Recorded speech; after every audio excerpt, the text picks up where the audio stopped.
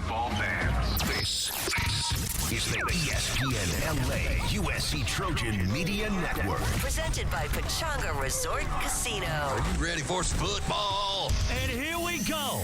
Monday, October 13th, 2025. Welcome into Trojans Live on this Victory Monday. As we recap the huge win Saturday at the Coliseum against those stinking Michigan Wolverines. Welcome to Trojans Live. The exclusive USC Trojans Coaches Show. Mayava throws towards the end zone, diving try with it. Yeah, Makai Lemon.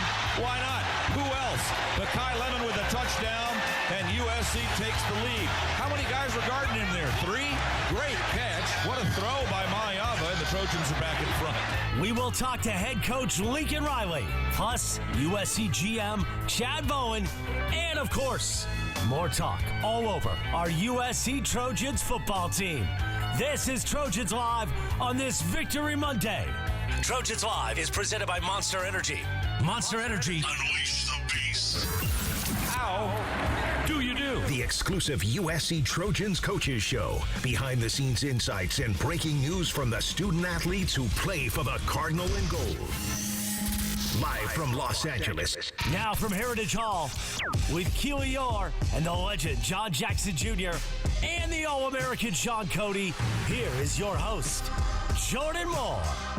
Hello and welcome to Trojans Live, presented by Monster Energy on ESPN LA 710 across the USC Trojans Media Network. I am Jordan Moore alongside Shaun Cody and Keely. You're in the head coach, Lincoln Riley, talking about a great night at the Coliseum. USC knocking out Michigan. USC's head coach interview is presented by I Trust Capital, the official crypto platform of the USC Trojans. Coach, thank you as always for joining us. And I was listening to your some of your post-game remarks. Now, I was sort of thinking two things. One, Saturday night was a little bit of a culmination of the things that you've talked about with us and everybody for years, which is building up physically to take on a top Big Ten team, but also engaging the fan base enough that the crowd is electric and the Coliseum is electric. But also it's sort of the start of things, right? Because that's sort of what you want the standard to be for this program going forward. Yeah, for sure. I think in all ways, with the way the team competed and performed, like you said, the way that I think the Coliseum and our home crowd was a big factor in the game, like it should be in a big time home game. It's important. I mean, you look at like the statistics across college football through the years. I mean, the amount of wins that home teams have versus road teams is like it's more slanted in college football than virtually any other team sport. Yeah. And so it shows you, obviously, great teams got to go play great on the road, but your home field has to be an advantage, and you create that different ways. Obviously, the team coming out prepared with energy and playing well, but certainly, having that support and that atmosphere, making life difficult for the opponent is a real thing. And then, I mean, how fun was that? I mean, like for everybody involved, for our players, our team, for our fans. I mean, like when we're all engaged, when we're all passionate about it, when everybody's really invested in doing their part, man, it makes for memorable nights like that, and there's many more to come. Yeah, that first third down for defense, I mean, that place was rocking on that one, Coach. Talk about the game plan a little bit. When it rolls out like that, when you come up with the game plan all week, and then you have you want the players to execute at a high level, and not everything's going to go perfect. There's going to be mishaps there, but the way it unfolded, the game plan just seemed like it was spot on and the players executed. When it's going like that, what's it feel like on the sideline when it's kind of executing at that high end? Yeah, the guys, they did a good job with it. I mean, every week there's a plan, and there's always obviously an opponent in the way, and in this case there was a really good opponent in the way. And whether it starts like you want it to, which we had a good start. It had a chance to be a great start if we don't turn it over there in the red zone. But we had a really good start, and we were able to capture some momentum. And then I thought it was really important. We obviously grabbed momentum early. We got a chance to go up maybe 14-0 right there off the jump. We turn it over. They end up scoring a little bit later on. It's kind of tied. And then I thought, there at the end, a lot of people talk about the middle eight, right? The last couple of minutes, obviously, of the first half and the first few minutes of the second half, and how a lot of times that's an important part of the game. Our ability to, come back and take the lead. You hold them down to 7 points in the first half and then come out the way that we did in the second half. That to me was was as much as I love the start, I love the response after they got some momentum, and then we were able to grab it back. You highlighted in the post-game press conference that this is one of the best weeks of preparation that the team had since you've been here at USC. I'm curious, from your perspective, what does that look like? What does that actually consist of? Yeah, I just think the attention to detail, everybody being locked in. I thought our scout teams really did an outstanding job. That's one part of building this roster, as was mentioned earlier. Everybody sees maybe depth on the field, or if a player goes out, are you able to, continue to produce? But then a lot of people don't think about that. That also, your scout teams are such a huge part of that, And if you have an injury and then a guy moves up, kind of to the varsity group, then does it dilute your scout teams where maybe you're not getting much, the type of competition or quality looks that you need to really prepare? So I think, the added depth on this roster, we're feeling that in practice too. And so those guys did a great job. And it was just a dialed, focused, intense week. And you could sense all week that, we were going to be ready to play. You're listening to the head coach, Lincoln Riley, on Trojans Live. And we talked about how this was the first sort of rematch of USC against a traditional Big Ten school. And when I think about the game last year on the offensive side, it was a lot of pressure on the quarterback in that game. Jaden Mayava was fantastic in this game, but the pocket he threw out of seemed like it was clean. And that kind of has been a story all season. I mean, it's clearly not one guy because now you're shuffling guys around, but this group as a whole has really allowed him time to be at his best this season. Yeah, they have. I mean, we definitely did a much better job. I mean, I was god awful last year and just I'm still mad about that one. Honestly, I'm not past that one. We won on Saturday. Yeah, we did. Thanks for the reminder. But yeah, I mean, I think the guys really executed, well up front against a challenging group. And again, to do it with, I mean, really, without three starters. Yep. I mean, against that defensive line, I thought was impressive. And listen, we had a couple of decent screen plays and all that, but we still had to block those guys. We'd still block them in the run game. We'd still block them in pass pro. And our guys did a good job. They competed hard. John Ray Reed did a great job at center. Tobias Raymond, I think, still continues to be, the unsung hero of our offensive line and one of them of our team, being able to, he's now started games at 3 different spots this year, which is ridiculously hard to do. Lonnie Noah probably played one of his better games as a USC Trojan. He was awesome. So, yeah, I mean, that group deserves a lot of credit because it was a battle. I mean, it wasn't easy. It was a battle every single play, and you knew it was going to be against that group. And just to drop a stat, you're 8th nationally in sacks allowed, so it's been we're halfway through the season. Pretty impressive. Yeah, and not just in the pass game, tremendous in the run game. And you knew you were going to have to run the ball on Saturday against that group, and then guys, injuries start happening, Coach. And and I saw Carson Tabarachi run out for a running back play. You had to get Brian Jackson back in there. What's that like when you don't know who the running back's going to be? And obviously King Miller has a huge game, but a little low on numbers, and you had to figure it out in the running back room. Yeah, every now and again, you stuff like that happens that you can't always spend practice time. All right, here's what we're gonna do if 5 guys get hurt. I mean, you got to know your roster and be ready to think outside the box. There's things that happen that sometimes you just can't predict. So yeah, I thought our guys mentally stayed into it, even with a couple of those guys going down. Obviously, King ran well. Brian came in and certainly did a great job considering the circumstances. And then I thought the offense as a whole just, we didn't panic. I was like, all right, next guy in and let's go play. Yep. I love the energy on the sideline when Ryan Sayuri hit the second longest or tied for the second longest field goal. What was that like going into that decision and seeing him step up in that way? Yeah, he's given us a lot of confidence, obviously the way he's performed in games and also he's done in practice. I mean, honestly, he really didn't even hit that ball great for him, to be completely honest. I mean, it was a pretty average hit, but I mean, he's got a lot of confidence right now. That operation between, Hank and Sam and obviously Ryan, there's a lot of confidence there within the field goal team. So, yeah, I mean, that was a big play because I think we were like 3rd and 20, and we had a chance. There was kind of 2 big plays that a lot hinged on.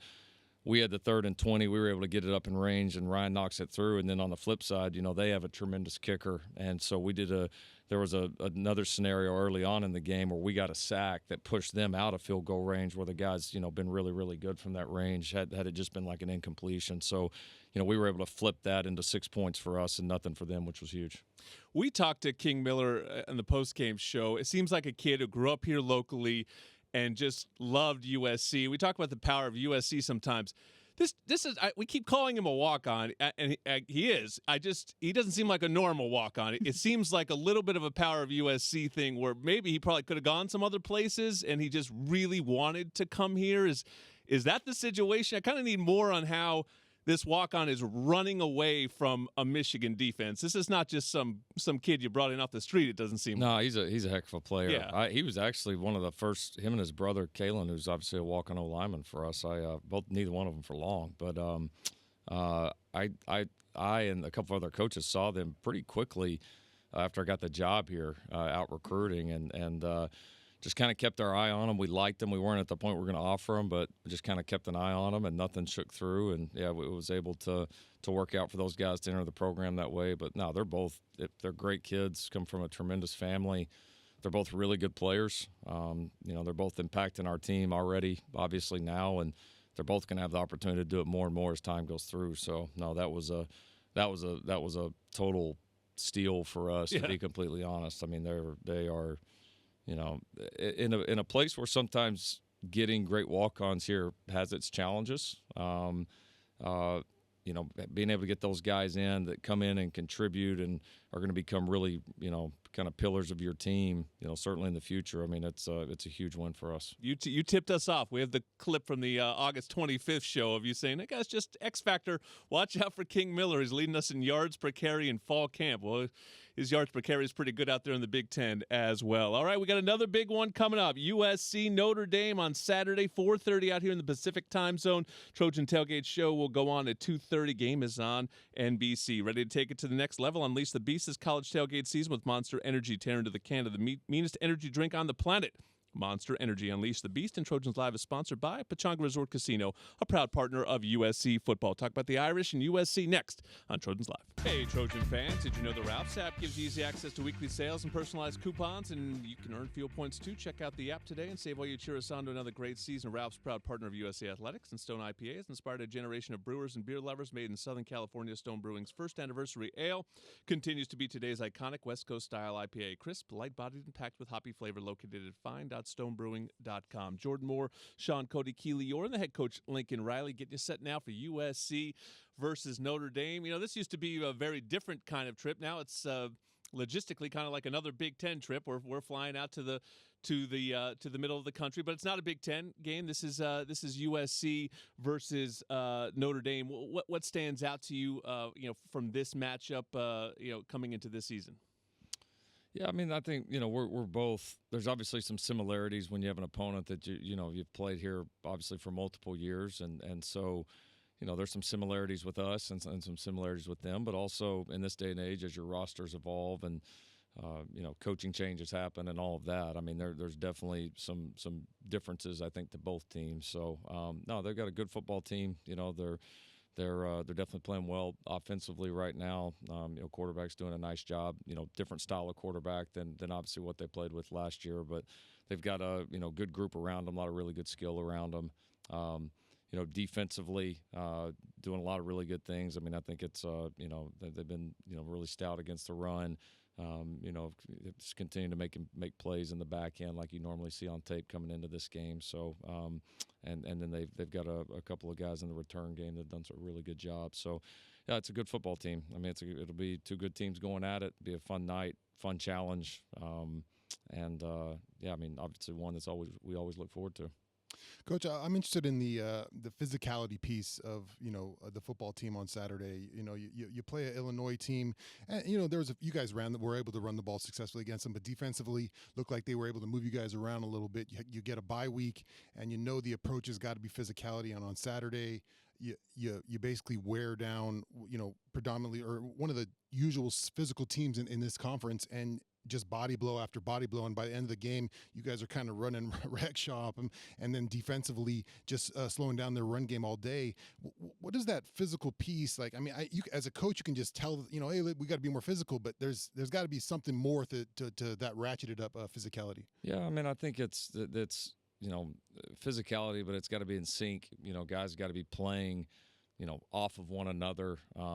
And you could be really physical defeating a block, but if you don't defeat it the right way or with the right technique, it may create a gap, or if somebody's not fitting that gap, then a run pops out and you're actually physical, but there's a technique piece to it too. And again, doing it in sync and in harmony is a whole nother thing. So yeah, I thought, we did a good job the other night of, closing space in the run game. We did a nice job of tackling, especially at the second and third levels. And we just played more just good complementary defense where the front was complementing the back end and vice versa. And so, with that, there is going to be less space and, less opportunities to miss tackles. And then you kind of feel you feel the difference in that. And so it's kind of just the sum of all parts, I think, at the end of the day. So, yeah, I mean, you've got to, I think we took some good steps. I think we corrected some things in the bye week, and now we're going to get challenged again in some different ways this week, and we've got to respond. Bishop Fitzgerald now is tied for first in the country with interceptions. What has he added to the secondary this season? Yeah, he's been steady for us. He has. He's made plays when they've come to him, and you got to give the kid a lot of credit. He just continually – has kind of been in the right place at the right time, and when the opportunity to make plays has come up, he has made a high percentage of those. So he's got a good feel in coverages. He's got a good feel, I think, for how teams are trying to attack us with different calls, and obviously how we want to counter that. So, yeah, I mean, he's been, a lot of the plays have come to him, and he's made them, and eventually some people are going to start, throwing the other direction, and our other guys are going to have some chances to make some of those as well. Yeah, secondary play overall, much improved this week. And listen, this isn't pro sports. For as much as things have changed, there's no trade deadline. You're not going out there and getting somebody to bolster an area, that where you have some needs. How is that group better on Saturday, and where do you want to see them keep building on that this weekend against Notre Dame? Well, we didn't. We tackled the ball a whole lot better. I mean, we gave up the one big play in cover two where, the corner didn't really do his job, hung the safety out a little bit. We still got to get the guy tackled. So, I mean, that was really the one thing that kind of stood out. Other than that, I mean, we were tight in coverage. We didn't bust coverages. We leveraged the ball correctly. We tackled. And then obviously, the front playing a more impactful game and getting pressure obviously makes that job easier as well. So, no, but I thought, an improved effort by the secondary, the communication, the ball leverage, the tackling, the physicality of that group was much improved.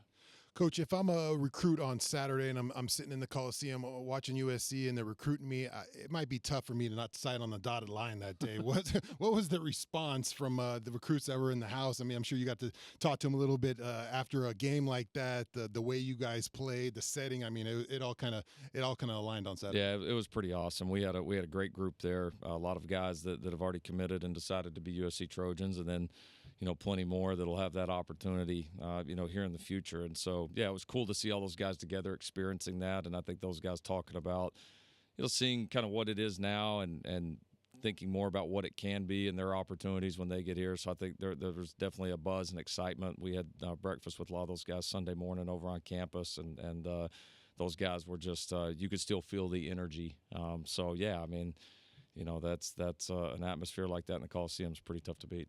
I know this is somewhat silly, but I've always been curious about the logistics of the game balls. Like, when do you decide it? How many game balls do you have? Like, what goes into that? Yeah, we've got a staff member that kind of knows, that knows kind of what we look for. Okay. And that so through the game makes me a few different notes. And then once we've won the game or game in hand, I'll grab that card from them, and it kind of resets me a little bit on, all right, here's some of the guys that did some outstanding things. Sometimes it's things that everybody sees, a great play or, a big play and a big moment. And then sometimes a lot of times it's unsung things that maybe a fan, a casual fan might not see, but it was something that really was important to us winning. So yeah, it's a fun tradition for us to honor some of our different guys, and it's always a fun time in the locker room. The Mackay TD, settle a debate for me. Better throw or better catch? Ooh.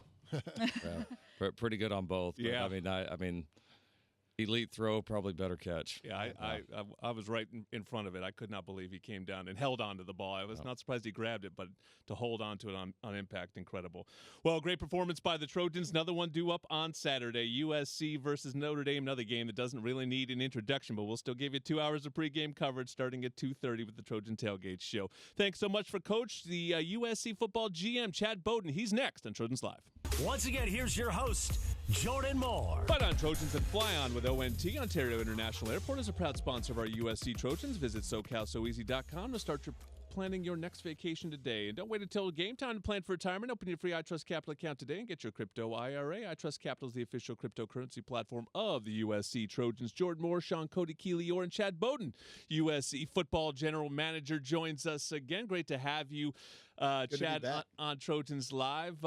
When you look at Saturday, when you were in that building, what filled you with the most optimism for the future? Was it what you saw on the field, what you saw in the stands? What was it all together? Well, it all starts with what's on the field, and obviously our kids fought their tails off, and we're so proud of what they were able to accomplish. On Saturday, you also see what's going on in the stands. You see, the tailgating going around on campus. You just felt that energy. And that's what we all come to USC for, is that type of energy, that type of atmosphere.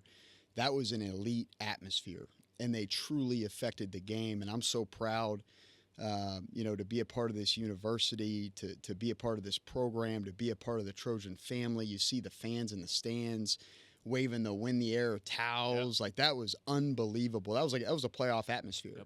Yep. But all starts with what's on the field, and we got a heck of a team.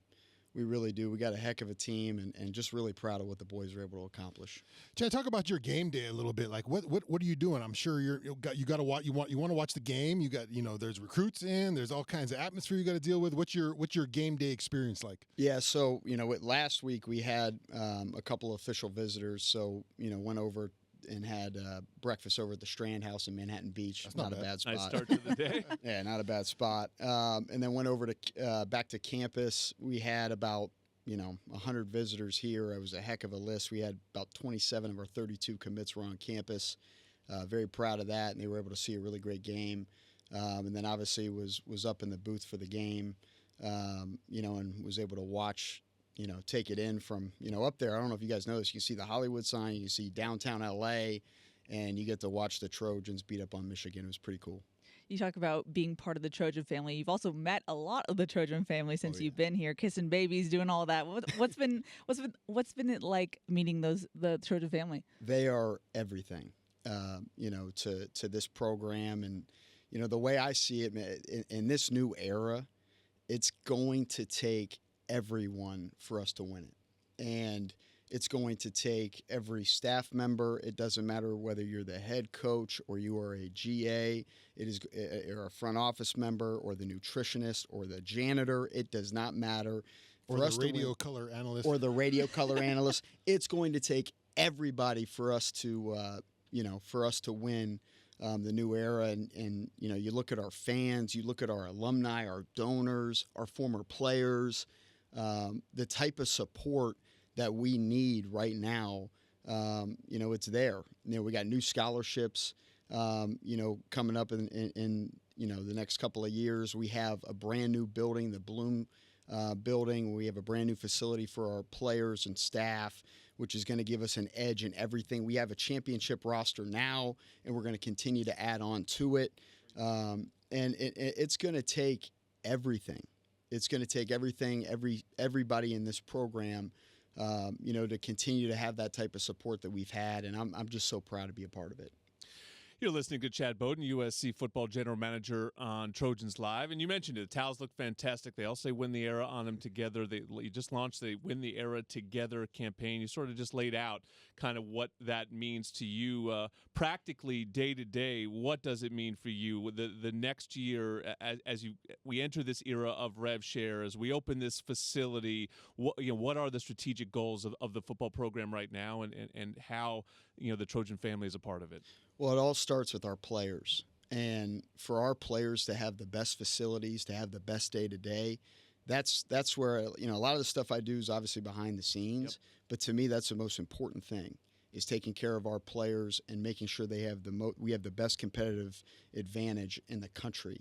And that's what the new facility does, right? Like the type of technology that's going into that new facility, the type of meeting spaces, and all of the things that we're going to be able to accomplish in there. When recruits come on campus, they see that facility. We're in a great facility now, yep. But I've been to different places. What's being built over there, the Bloom, it is better than anywhere else in the country.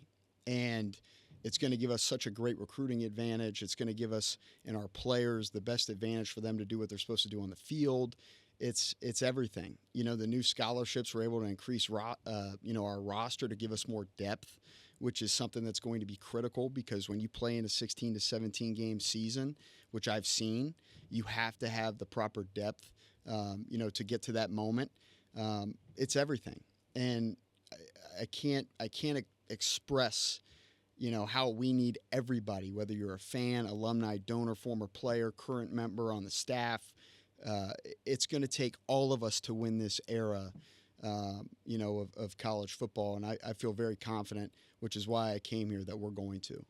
Yeah, a little jealous when I hear about that beautiful new facility going up the Bloom Center there. As a former player, man, I was in the dungeons over here lifting weights, and the things were dripping on your head. So nice to hear that the facilities are being upgraded. I wanted to talk about building a roster a little bit. Obviously, Coach Riley has what he sees his team as being, the players he kind of wants in the team, and you have to build it on the back end there. What's that like when you guys get together and envisioning what this team looks like as far as a roster perspective? Well, it's a constant conversation. We have it. I mean, it feels like it's daily, weekly, whatever it looks like. I mean, we are always talking about how we can enhance this roster and our vision for it.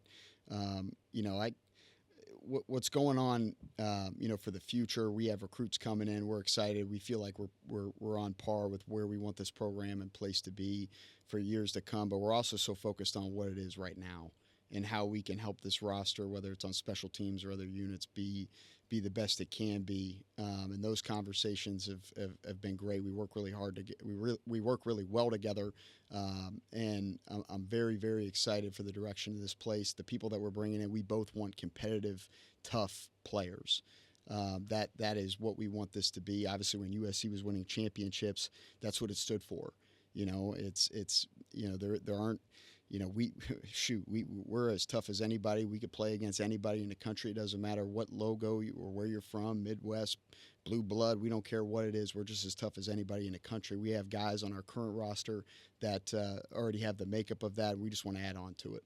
Another chance to prove it on Saturday, USC versus Notre Dame, greatest intersectional rivalry in college football. Game kicks at 4:30. We will go on at 2:30. Game is on NBC if you can't make it out to South Bend, but make it out someday. That is one of the great games in all of sports. Thank you so much, Chad. You talked about how great this team is playing. Walker Lyons, a big part of that. USC tight end is next on Trojans Live. Back on Trojans Live, our Best in the Game is brought to you by Old Dominion Freight Line, official freight carrier of USC Athletics, helping the world keep promises. Walker Lyons is our Best in the Game. Sophomore tight end, Jordan Moore, Shaun Cody, Keely, Eure, Walker. We've been talking about it all season.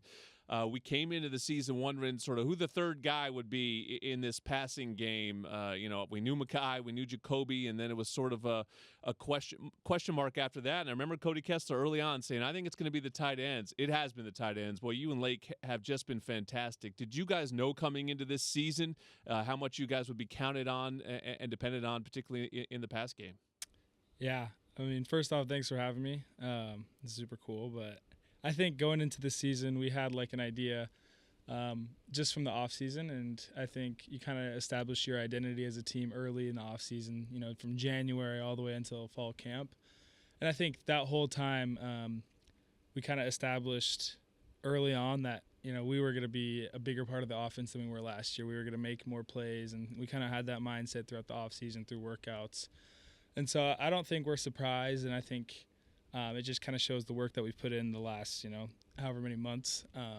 And then it's awesome to see every week how it just continues to go on and to improve and to even increase a little bit. So it's cool.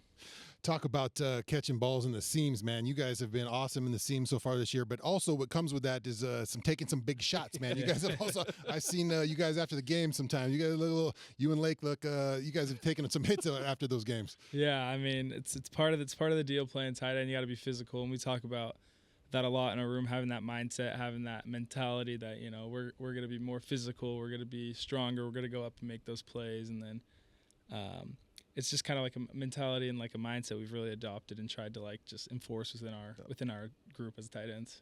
You've had such a unique journey. You got injured your senior year of high school. You went on a mission. You came back as a true freshman. You got thrown into the fire pretty early last season. Yeah. What's it been like getting back to football in that sense? And when did you really feel comfortable again? Yeah, I mean, I think it was definitely a unique journey, like you said. I mean, I think there was a total of 2.5 years not playing like a snap of football or something like that, which is like, it seems like a lot. And so like, yeah, freshman year I got back, and it was just like drinking out of a fire hose a little bit, just so much coming at me at once. And then this year, I think I've been able to just really, it just has felt slowed down. It's felt like I'm just playing football now. And I think I still have so much to improve on. And like, honestly, I feels like I'm still just, I don't think I've even touched like the surface of who I can be and the player I want to be. And so I think there's just a lot more to improve on, but I'm glad I can make a little bit more of an impact this year. And like, yeah, just the journey's been amazing, but that's part of the process. And so, yeah, 2.5 years. It's wild. I mean, you're sort of mentioning kind of the mental side about that, but how about the physical side? How hard was it to sort of get your body back into, a football shape when you're not playing that long? Yeah, I mean, it was hard, but I think the way it all played out was exactly how it was supposed to be. And I remember getting back, and I had like a little over a month until fall camp or something like that. And like last year, and it was just like, I just felt like there's no way I could do it. I kind of, I figured it out. But having that full off season, January to August with the strength staff, really training every day, I felt like they got me in a good position. And I've, the heaviest I've been, I'm the fastest I've ever been, I'm jumping the highest I ever have. And so I feel like I'm back and if not better, more athletic than I was before. Take us through Eure. You've talked about it a little bit. Obviously, Lake, probably a mentor for you. You got Carson Tabarachi. Looked like he was going to get a running back snap in the game, man. Were you ready to play some running back? I was ready. Talk about your room and the guys in your room. Yeah, I mean, we're super tight, all of us. From last year, just meeting, it was just the tight ends. Then this year we've added the inside receivers with us. But that's just been like another cool thing. We're all really close in that room, especially the tight ends. I don't know, we just for some reason, all tight ends kind of have like the same personality, it seems like to me. But we all just get along. And I think, Lake's been a good mentor, Tabo, all the guys, Joey, Walter, all of us just get along really well, and it's been cool. What's it been like working with Jaden Mayava this season? It feels like he's really coming to his own as a leader on the field as well. Yeah, I mean, I think nobody's surprised within our team. We all saw just what he was doing in practice, and then the leadership obviously took a huge step up, which is super cool to see. And he really has become a vocal leader. He's become somebody that we all look up to, and he's just, it's been super cool. And I'm super happy for him. Just honestly, hard work really paying off. So it's awesome. Now you get to go to Notre Dame on Saturday, USC Notre Dame. I'm sure you know what this is all about. What are you looking forward to? Oh, I mean, so much. The environment is going to be amazing. You come to USC, you play games like the last one we just played, and then for this one, right? You want these primetime games. A little back-to-back Michigan Notre Dame, not yeah. bad. Oh no, it's the best. We're not, and that's the kind of the expectation we have here, and everyone around the program has as well. Like that's the games we want to play in, and we want to be competitive in those games. But I mean, I'm super excited to go out there. I went out there in recruiting a little bit, and then just ended up wanting to stay home and I like the West Coast, and I like people around the country saying the West Coast isn't this or that, and so it's always a little chip on our shoulder. But I'm really excited to go out there and just play and be in that environment and just prepare this week and just do the best we can. I don't know if I'm breaking news in here, but we have a celebrity part of a celebrity couple in the room, right? Am I correct? You and Riley Arnold from Dancing with the Stars is one part of. Is this in People magazine? Yeah. I was doing a deep dive on TikTok with you this morning. All kinds of stuff was going on, man. Tell us, what's it like being a celebrity here, part of a celebrity couple in LA? I mean, she's awesome. I mean, it's fun. It's a cool thing, and I think, only at USC I feel like that would happen maybe. But no, she's awesome. She makes me better and all those good things. But it's cool. It's cool to. Are you tuned in every week and you're voting? I'm tuned in and voting. Yeah, of course, you got to. But she is awesome, and it's super cool to have somebody like that, and to be able to just.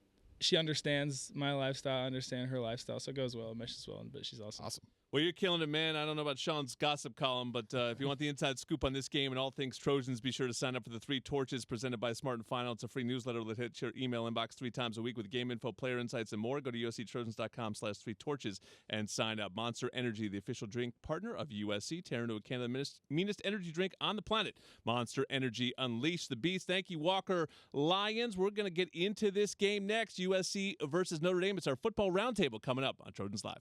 Trojans Live is sponsored by Pechanga Resort Casino, a proud partner of USC football. Our Football Roundtable, John Jackson joins us now, the great JJ with me, Jordan Moore, Shaun Cody, and Keely Eure. JJ, what's going on, man? I think everyone filled with optimism and excitement after that game on Saturday. And it also marked the end of the first half of the season. Trojans sit at 5-1. What did you take from that game that makes you feel good about the second half of the season? Well, the big thing is the offensive line.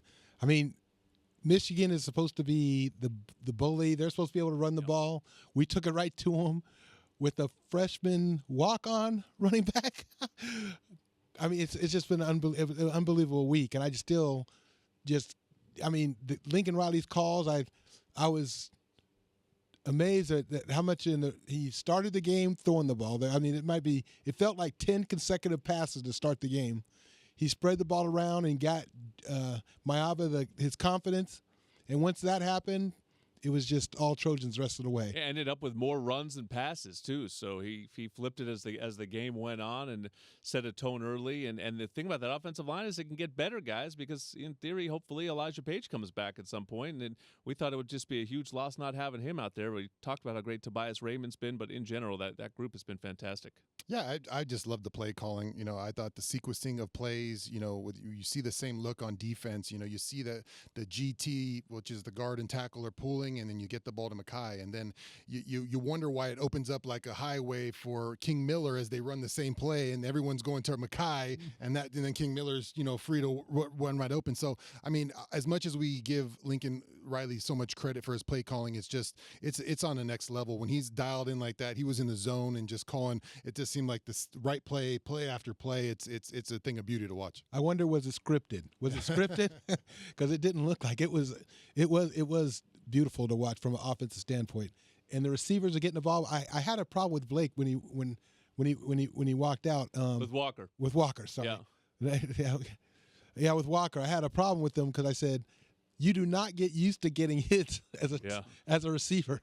He acted like it was nothing. He's a big tight end. You're just a little wide receiver. But these guys talking about the offense, but the defense has got to also give you some optimism going forward too. Yeah, I mean, I love the energy that they had. It looked like, and Shaun kind of mentioned this in our bye-week football roundtable, but they looked like a group, to be frank, that was kind of yelled at for 2 weeks. They looked like they were responding to what they were told, and that film study was probably not great after Illinois, but they responded. And I think that's the thing that's most encouraging. To go back to your first question, Jordan, just the energy and starting fast on both sides of the ball, but to go 3 and out against Michigan was just so important. And the way that they responded in the second half, like Coach Riley said as well, I just thought that was very encouraging for the second half. Yeah, and the adjustments to me on defense were phenomenal too. Going back and watching that game, seeing how they got Kamari back in his safety position, they got Eric Gentry in that slot, kind of where he's such a unicorn, he can be in that slot position, playing that almost kind of like a nickel, but give him a 3 linebacker look, so you're a little more stout in the run game. The run game stunts that they were bringing the ends in and just making the middle messy so the running backs always had to bounce outside was, I think, just a great game plan by Denton. And what did you think of adding Jaden Walker, too, with those base looks? Yeah, those, like I said, those three linebackers being in there just give you a lot more physical approach when you have, Gentry, Stevens, and Walker in there. I mean, Jaden Walker, Walker in there. Those guys, they played a good game. Desmond Stevens just keeps getting better each week, too. He's making a ton of tackles out there. And I know, maybe fans have a different opinion, but if you're watching the game, he's getting in there, he's getting nasty, he's getting downhill. So you got to like the way he's developing, I think, as a linebacker. First-year starter. Hey, Shaun, why do they call Eric Gentry's name so much? He's everywhere. Yeah, he just does everything. He had a TFL. He comes down the hill, gets that tip pass. He just flies around. And as an offense, you're looking at him out there. You see 18 over there on your slot receiver, and he's out there, and he's just kind of looming out there. So it's kind of a scary look if you're an offense, is to have that guy on the edge and have him out there, and he can do so many things. So it's really fortunate to have him. Kind of an interesting Notre Dame team here. I think they're good defensively. I think they might be great offensively. Usually they're kind of a flip of that. I really like their freshman quarterback, C.J. Carr. He's the grandson, I believe, of Lloyd Carr, the national championship winning head coach for Michigan. And then their running backs, Jeremiah Love, who we've seen, and Jadarian Price. I mean, that probably is the best back tandem in the country. What do you worry about with the Irish? Well, for me, it's quarterback efficiency, I think, for both teams. Whoever wins that one-on-one battle, I think wins the game.